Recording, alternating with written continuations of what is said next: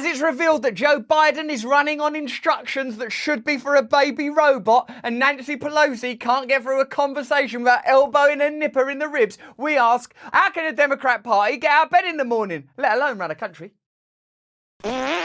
Hello there, you 5.7 million awakening wonders. Thank you for joining us on this channel where we aim to give you the truth that the mainstream media simply won't offer you, where we critique big business, where we tell you that the state corporate alliance is what's bringing about democratic stagnation, that we won't get no freedom till we come up with new institutional systems, and we do this whole thing with a smile. Turn on the notification bell right now because we make videos every single day and we need you to watch every single one of them. We've got to remain in symbiotic osmosis, retaining connection and conversation, because otherwise how are we going to construct new utopias together? I don't know, it won't be possible. And someone's got to step in, because you've seen the nutters that are running your country over in America. It's President Biden's cheat sheet. He literally tipped his hand, showing a card with step-by-step instructions. Oh, I actually starting to feel a bit bad for Joe Biden, aren't you? The phrase that I found noticeable was, there's a difference between states that say may and say shall. Sorry, where are we going with this, darling? If you have to say you shall give, you shall do A, B, C, they're the ones that are going to have problems, but most say may. The difference between states that say may and shall, an interesting grammatical modal verb distinction there. Dear old Joe sort of looking at it like a tiny menu in a little mini Denny's. I mean, may and I got it reversed, may and shall. Oh, if I met him in the street, you'd put a blanket around him, wouldn't you? That's the first thing you do. Go, never mind all this may shall stuff. Here's a blanket. Come with me. I'm not being ageist. There's great wisdom in aged folk, and that we should certainly respect our elders. Ancestor worship is deep in our kind, in our species. But clearly, this is a person that is being put before us not as an executor, but as a kind of instrument of real power, as has been made clear by him operating off of a little cheat sheet that I wouldn't give to R2D2's babies. It follows last weekend's incident when the 79-year-old president fell off his bike. As a human being, we must be compassionate. As a symbol of all that is wrong with American politics, we must be observant. The detailed instructions were written for Biden for a meeting with wind industry executives. He accidentally exposed it when he flipped it over to look at notes on the back of the card. Joe Biden accidentally flashed a cheat sheet prepared by his staff that included specific directions for him stating, "You take your seat." Okay, so I'm going to take a seat. Whose seat do I take? No, Joe, don't take his seat. No, put the chair down, Joe. Oh, this fucking guy. You take your seat. You give brief comments. Time for a brief comment now. Shall may, shall. She sells seashells on the seashore. May she may. Was that brief enough? You depart. No, I don't depart. How did I even get depart? I'm not fit for depart. Images of the 79-year-old president's notes were snapped by photographers after Mr. Biden held the sheet backward while addressing a meeting with wind industry executives on Thursday. They're giving him a cheat sheet. He can't even hold it the right fucking way round. Other side of cheat sheet, Joe. Other side of cheat. Remember though, there's always the other side of an argument of may shall may shall. Titled Offshore Wind Drop by Sequence of Events, the document tells the president to enter the Roosevelt Room and say hello to participants. If you have to give someone instruction for how to conduct basic protocols, it's probably not the best time in their life for them to be running a country where there are complex ongoing geopolitical conflicts, for example, Russia-Ukraine. Right. Say that Putin is a tyrant. Now back off a bit. Now offer lethal aid. He can't be trusted to walk in a room and say hello. And even if you give him instructions, he'll look at the back of it. What if he's doing that when he's selling missiles? Sell Russia missiles. So did you sell those missiles? Yep. To the Ukraine, right? Oh no! Enter Roosevelt Room. Say hello to participants. Hello, participant. Hello, participant. Then the paper says, you take your seat. Why does that have to be specified? So, has there been times when he's took someone else's seat, or when he's sat down on the floor, or when he's given someone else a chair? I mean, what's happened? The typed up note says that after reporters arrive, you give brief comments, 2 minutes. When reporters depart, you ask Liz Schuller, president for AFL-CIO, a question, and then you thank participants and you depart. Did he do any of those things, or did he do all that May Shall stuff for ages? Biden's use of staff notes at events has been embarrassing before, such as last July when an aide scrawled, "Sir, there is something on your chin." What's the matter? There may be something on the chin. There shall be on the chin. No, sir, it's not a metaphor. What is it then? I don't know. Peanut butter? No, don't lick it, sir. Sir. Biden also held that note so it faced reporters and photographers. Holds his note out to the world. You all have peanut butter on your chins. God bless America.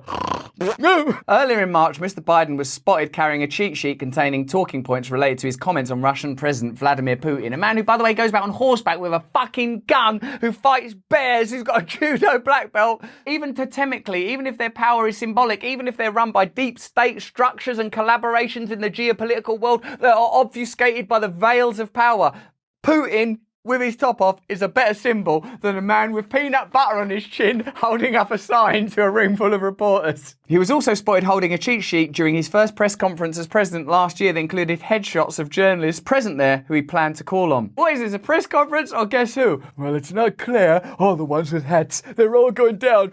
It must be Richard. Is it Richard? No, sir. It's still the peanut butter on your chin. Richard, I think she's talking to you. A poll by ABC News and the Washington Post, released on the eve of Mr. Biden's State of the Union address in February, found that 54% of Americans believed he did not have the mental sharpness it takes to serve effectively as a president. What about the other 46%? The other 46% ate the survey thinking it was some kind of flat sandwich. Mr. Biden's approval ratings are at an all-time low according to the Yahoo News/YouGov poll that said 56% of respondents either somewhat or strongly disapproved of Mr. Biden's performance in office. And the leader of the House, Nancy Pelosi, is similarly ineffective in public. Meanwhile, a newly elected GOP congresswoman accused House Speaker Nancy Pelosi of pushing her young daughter during a photo op at a swearing-in ceremony last week. You shouldn't push people in the daughter. Republican Mayra Flores of Texas made the accusation after a video posted on social media showed her posing with Pelosi and her family at the ceremony, with conservative commentators saying the speaker elbowed Flores' daughter. No child should be pushed to the side for a photo op, period, Flores captioned a retweet of the video. Well, let's have a look. It's one way of telling for certain whether or not Pelosi pushed the child. Simply look at the evidence before your own very eyes. Nancy Pelosi elbowed this little girl during a photo op? That's the allegation from newly elected Congresswoman Mayra Flores.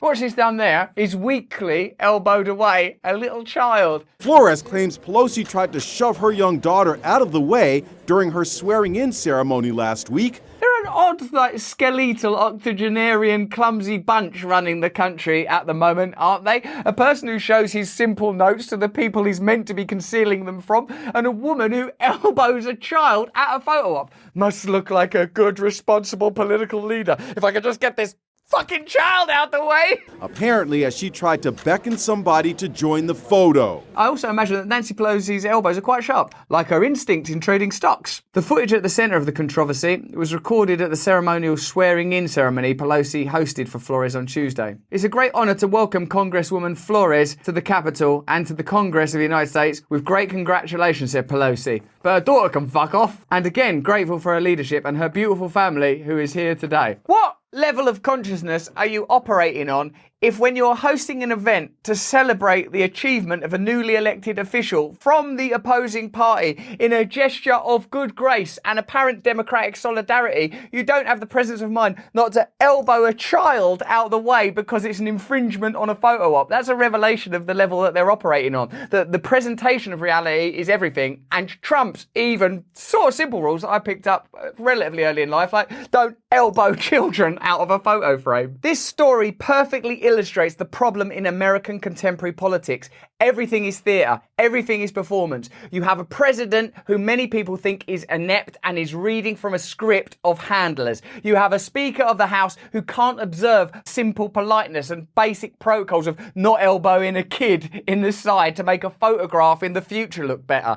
Politics has become theatre. It's become devoid of meaning. No wonder people are so cynical, so sceptical. No wonder hot button topics are having to be promoted to the forefront and reframed in order to get people emotional about politics again, because I think any American from any political persuasion, from any economic or racial or gender background can see that this is a performance. Nothing real is happening here. And all of those people that felt passionately angry about Trump and passionately triumphant about his removal are now confronted with this spectacle. Political figures that have no connection to reality and operate essentially as marionettes of powerful business interests, deep state intentions, and are presented as broadly amenable by a very forgiving and compliant media.